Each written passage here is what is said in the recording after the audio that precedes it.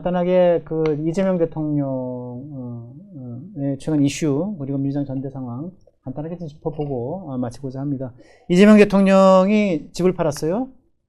근데 뭐 굉장히 그 뭐랄까 신묘한 기술을 발휘한 것 같은데 어떻게 보세요? 그러니까 29억 집을 파는데 근저당을 7.7억 해줬다. 네. 대략 한 15억 정도를 본인이 빌려준 셈이거든요. 그렇습니다. 네. 그러면 집을 사는 사람은 네. 전세 보증금과 네.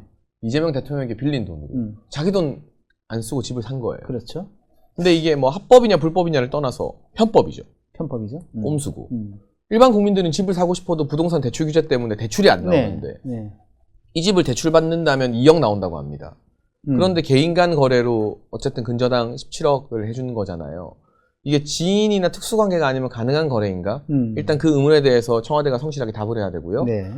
온 국민을 부동산 대출 규제로 집 사고 싶어도 성실하게 평생 갚을 능력이 있는 사람들에게도 집 살 기회자체를 차단해버리면서 이런 식의 대출 규제를 비껴가는 사금융, 네. 사적 대출로 부동산 네. 거래가 이루어지는 것은 그럼 가능한가? 네. 다른 국민들이 이런 방법을 쓰면 네. 정부가 제재하거나 규제하지 않을 것인가? 여기에 대한 대답을 해야 되는데 많은 국민들이 이 거래를 보면서 박탈감을 심하게 느끼는 것 같아요. 아니 판다던 그 집 이제 겨우 팔린 거야? 도 있지만 이런 꼼수를 대통령이 쓴다고? 네. 지금 대출이 안 나와서 발등에 불이 떨어지거나 이사를 못 가거나 사고 싶은 집을 못 사는 많은 실소유자들 입장에서는 배신감을 느낄 수밖에 네. 없죠. 저는 이 근저당 논란 굉장히 크게 갈 거라고 봅니다. 네, 그렇죠.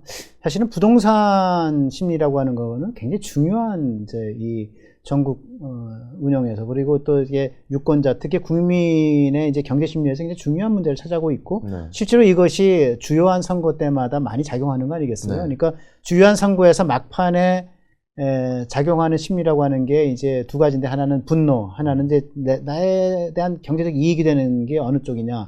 두 가지. 그래서 뭐 앵거와 인터리스트 AI 투표라고 얘기를 하는데 이 앵거, 저 분노를 불러일으키는 것 중에 하나가 사실은 부동산이죠. 제일 강한 요인이. 근데 이 부동산 문제에 대해서 이 정부의 대출 규제로 부동산 거래가 원활하지 못하고 그것 때문에 소위 이제 매매값이 올라가고 그다음에 전월세 값이 올라가고 트리플 상승 뭐 이렇게 되는 국면에서 아니 돈이 그 대출 규제를 못 해가지고 이 부동산을 살 수 없는 사람들한테 자기 돈을 거의 사실상 구워주는 식으로 그렇죠. 어마어마한 돈을 구워주는 식으로 해서 사금융이라고 하는 신박한 기술을 통해서 이걸 매매를 하게 해줬다라고 하는 이 편법을 도대체 우리가 어떻게 받아들여야 될지 정말 저는 만약 이게 대통령의 네. 거래가 아니라 뭐 야당 정치인의 이런 거래 행태가 드러났으면 민주당이 아마 벌떼같이 들고 들고 일어나서 일어났겠죠. 난리를 쳤을 겁니다. 네. 저는 어쩌다 이런 실수를 했나, 도대체 왜 이런 판단을 한 건가. 이건 정무적으로 사실 이재명 정부의 선관위 사태도 너무 큰 네. 어떤 분수령이었지만 네. 부동산 민심의 측면에서는 네. 좀 걷잡을 수 없는 하나의 분수령이 되는 거 네. 아닌가? 네. 예를 들면 문재인 정부 때 다들 부동산 폭등에 분노할 때 장하성이나 김상조 같은 사람들이 어떤 집에 살고 있고 김수현 정책실장의 집값이 얼마가 올랐고 이런 것들이 트리거가 됐잖아요. 맞습니다. 근데 이거는 고위 참모들이 아니라 대통령이 직접 그 트리거 방아쇠를 당겨버린 셈이거든요. 이게 이제 어제 알려졌고 오늘 조금씩 화제가 되고 있고 온라인 커뮤니티에 퍼져나가고 있어요. 네. 이번 주 내내 이게 뭐 맘카페나 부동산 카페 등에 돌면 맞아요. 다음 네. 주 여론 지형에는 정말 큰 그럴 것 영향을 미칠 같습니다. 것이다. 예, 다음 주에도 국정 지지율 또 뭐 여러 가지 여론조사가 나올 텐데. 그리고 너무 재밌는 게 저는 이재명 대통령이 X, 트위터를 네. 얼마나 오래 안 하느냐를 보고 아하. 이재명 대통령이 곤란한가 안 한가를 판단하는 지표로 삼는데요. 네. 24시간째 새로운 글이 안 올라오고 있어요. 아, 그렇군요. 하루에 7개씩 올리는 분인데. 네, 이 논란 직후라고 해야 그렇죠. 되나요? 네. 그래서 뒤늦게 이거 아니구나.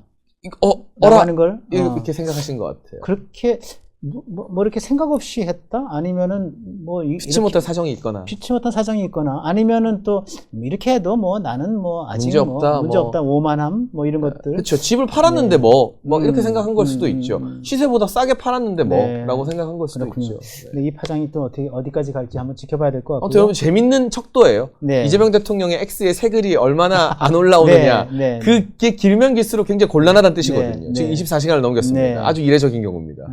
이재명 대통령의 부동산 매매 때의 사금융 기술을 발휘 논란 이후 X 글을 끊겼다 뭐 이런 거네요. 네. 네, 알겠습니다. 지켜보겠습니다. 자, 마지막으로 민주당 전대 얘기인데 민주당 전대 제가 뭐 조금 전에 인트로에서도 이렇게 뭐 소위 친명과 친청 간의 뭐 명청대전, 네. 김민석과 뭐 정청래 그다음에 이제 소위 정통 세력과 이제 비주류 점령 세력, 주류 교체 투쟁 이런 얘기 했는데 뭐 개인적으로 어떻게 좀 보고 계신가요? 정청래 대표의 기세가 한번 훅 꺾였다가요. 지금 다시 좀 반등하는 것 같아요. 그렇군요. 네. 사실은 유시민 작가의 참전이나 이런 게 정청래 대표한테 정무적으로 큰 도움은 안 된다고 봤는데 김민석이나 송영길이나 이런 사람들의 어떤 지나친 집중 공세가 좀 과한 측면이 있었고 네. 그게 반발심을 불러일으킨 것 네. 같고요. 정청래 대표 약간 불쌍해 보이려는 동정심 호소 전략도 키는 것 같고요. 그리고 지금 대통령에 대한 여론이 생각보다 민주당 지지층 내에서 좀 싸늘해지고 있고 네. 이번에 근저당 논란도 아마 민주당 전대에도 영향을 끼치겠죠. 그렇겠죠.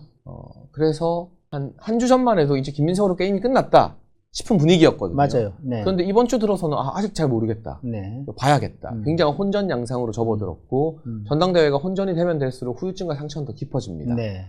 그리고 만약 깔끔한 과반 결과가 나오지 않고 무슨 선호투표제라는 이상한 걸로 뭐 김민석 전 총리가 이긴다 치면 또 친청계나 이런 데서는 그걸 받아들이기가 쉽지 않을 겁니다. 네. 그래서 어쨌든 굉장히 민주당 입장에서는 어렵고 혼탁한 국면으로 전당대회가 진행되고 이거 한 달 더 겪어야 된다는 게 참 괴로운 일일 것 같습니다. 네. 사실 이제 8.17 전당대회 지금 한 달 조금 남았죠. 네. 남았나요? 네, 좀 덜 남았는데 그런데 원래 전당대회라고 하는 것은 하나의 축제거든요. 네. 그리고 전당대회를 통해서 소위 컨벤션 효과라고 그래서 국정 지지율도 오르고 그다음에 여당의 지지율도 오르고 뭐 이렇게 되는 건데 지금 조금 아까도 봤지만 리얼미터 갤럽 다 지난주에 비해서 떨어졌고 네. 국정 지지율 또 민주당 지지율 그렇죠? 그래서 이것이 오히려 지지율을 깎아먹는 요인이 되고 가장 중요한 거는 그 안에서 이게 집권 1년밖에 지나지 않은 정권에 대해서 여권 내부에서 이렇게 심각한 목소리 이렇게 가다가는 뭐 필패한다. 그다음에 명픽 안 된다. 예. 그다음에 이재명 대통령의 재건축 안 돼. 정계 개편 구조적 다수 이거 무슨 말이야? 헛소리 마. 이런 식의 얘기가 터져 나오는 거 이건 좀 이상한 현상 아닌가요? 그렇죠. 집권 1년 차에 저는 이 정도로 대놓고 대통령한테 들이받는 사람들이 많다는데 좀 놀랐고요. 네. 그만큼 이재명 대통령의 권력 기반이 취약하다. 그러니까 밖에서 처음 봤을 때는 친명계로 비명 행사시키면서 당을 다 장악했다 싶었지만 그 전통적 민주당의 원래 주인들, 터줏대감들이 여전히 살아있구나. 정청래 대표 후원금 하루 만에 3억 8천인가요? 맞아요. 모으는 거 보면서 네. 깜짝 놀랐거든요. 그러니까. 네. 장난 아니구나. 네. 뭐 4억 넘겼다죠, 이제는? 네. 이틀 만에? 네, 맞아요. 네. 그런 걸 보면 이재명 대통령이 왜 그렇게 조급하게 비명행사시키면서 당을 장악하려고 했을까? 역설적으로 권력이 취약하기 때문이구나. 네. 그리고 이 당의 진짜 주인은 누구인가 하는 싸움이 집권 1년 차부터 이렇게 시작되어 버리면 정권 초에 파워가 빠른 속도로 소멸되면서 이제 레임덕이 조기에 올 수밖에 없는 그런 상황으로 지금 가고 있는 것 같습니다. 알겠습니다. 네, 오늘 장해찬 최고와의 인터뷰 여기까지 모시겠습니다. 네, 여러분 다음 주에 화요일 날 또 허민의 정치 카페 다시 만날 때까지 건강하시길 바랍니다. 감사합니다.